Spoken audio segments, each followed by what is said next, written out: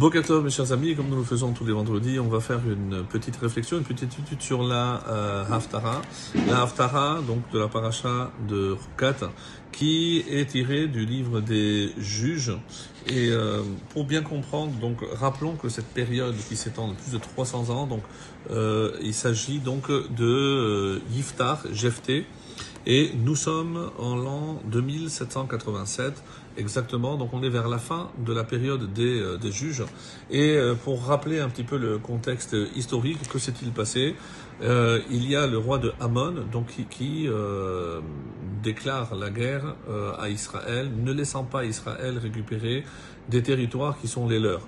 Alors, ce qui est très très étonnant dans la démarche de Yiftar, c'est que alors qu'ils l'ont choisi parce que c'était un vaillant guerrier, il était vraiment rompu à toutes les techniques et aux armes, c'est pour ça qu'il a été choisi. Et ben, quelle a été la première démarche de Yiftar face au roi de Amon?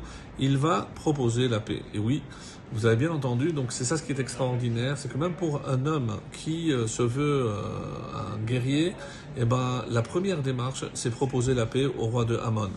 Et dans les différents arguments, donc la première fois évidemment, c'est pour parler, pour ainsi dire, vont échouer, et il va essayer à nouveau. Et on a un commentateur, Don Yitzhak Abravanel, qui lui-même était un fin politicien, qui va analyser un petit peu le contenu des arguments utilisés par Yiftar pour essayer d'amadouer le roi des Ammonites, pour bien lui expliquer que ces territoires n'étaient pas à lui, que c'est à Sichon et Og qu'ils avaient conquis depuis l'époque de Moshe. Et là, on trouve évidemment le lien avec notre paracha, puisque c'est dans notre paracha où on va voir comment la conquête de ces territoires est décrite en long et en large, donc dans la paracha de Chukat. Et c'est le lien.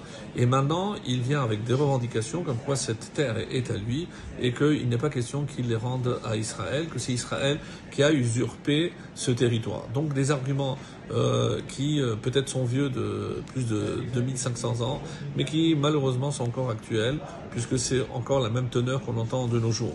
Alors, à l'image donc et surtout à l'étude de Don Yitzhak Abravanel, il va essayer d'analyser quels sont le type d'arguments utilisés par Yiftar. Est-ce que c'est des arguments historiques? Alors vraiment, il y a de tout. Donc il y a des arguments historiques certes, mais aussi moraux et religieux, ou tout simplement des arguments de bon sens. Alors par exemple, il analyse, Yiftar d'abord restitue les faits. Qu'est-ce qui s'est passé à l'époque où, comme c'est décrit dans notre paracha, donc c'était pas une guerre contre Amon pour la conquête de ces territoires, mais contre Sichon, le roi des Amorim, des Amoréens, et lequel avait d'abord précédemment conquis les territoires de Amon. Donc c'est pas Israël qui a pris les territoires à Amon, mais c'est le roi de Sichon Melech Haemori. Et donc nous on est allé vers Sichon Melech Haemori. Donc c'est pas maintenant venir réclamer, puisque c'est pas nous qui les avons dépossédés de leur territoire. Donc c'est pas nous qui avions attaqué à l'époque Sichon, mais c'est Sichon qui est venu nous attaquer. Donc c'est une guerre de défense, et c'est dans cette guerre qu'on a finalement remporté, donc qu'on a conquis, on va dire, ces territoires. Et devant le refus de Édom de laisser passer, c'est, rappelez-vous, donc on avait parlé de ça, donc ils ont voulu faire un détour, et contraints comme on l'était de nous défendre, donc finalement on est sorti vainqueur de cette bataille. La guerre de Moshe contre le roi de Sichon a été, et ça c'est l'argument religieux on va dire, et a été décrété par la volonté divine. Donc un peu comme ce qu'il veut dire, comme dans le verset où il dit « N'est-ce pas que ton Dieu Kémosh te fait aussi conquérir devant ta possession, eh bien, tout ce que le Seigneur nous a fait conquérir restera le nôtre. » Comme vous croyez à ces arguments d'ordre religieux, ben, nous aussi, c'est à Hachem, c'est Dieu qui a voulu qu'on fasse la conquête de ces territoires, et c'est comme ça que ça s'est passé. Alors, il faut dire aussi que avant, dans ce contexte des juges, pendant une longue période, le peuple juif s'est montré déloyal. C'est ce qui explique d'ailleurs que nos ennemis, donc incités par la faiblesse spirituelle du peuple juif, ont pu reconquérir ces territoires qu'il faudra maintenant à nouveau conquérir.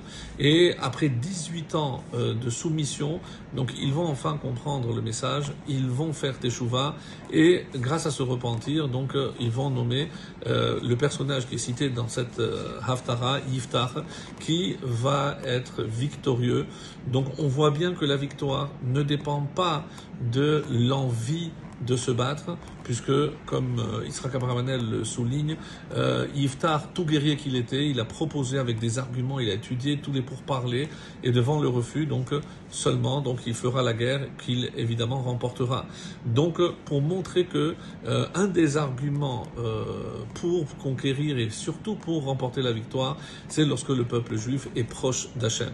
Lorsqu'on est proche d'Hachem, Hachem, il lachem lachem, comme c'est marqué, c'est Dieu qui se bat pour nous, et c'est ce qu'il faut espérer que Be'ezrat Hachem, tous nos ennemis disparaissent lorsque ce sera Hachem qui nous défendra. Shabbat Shalom.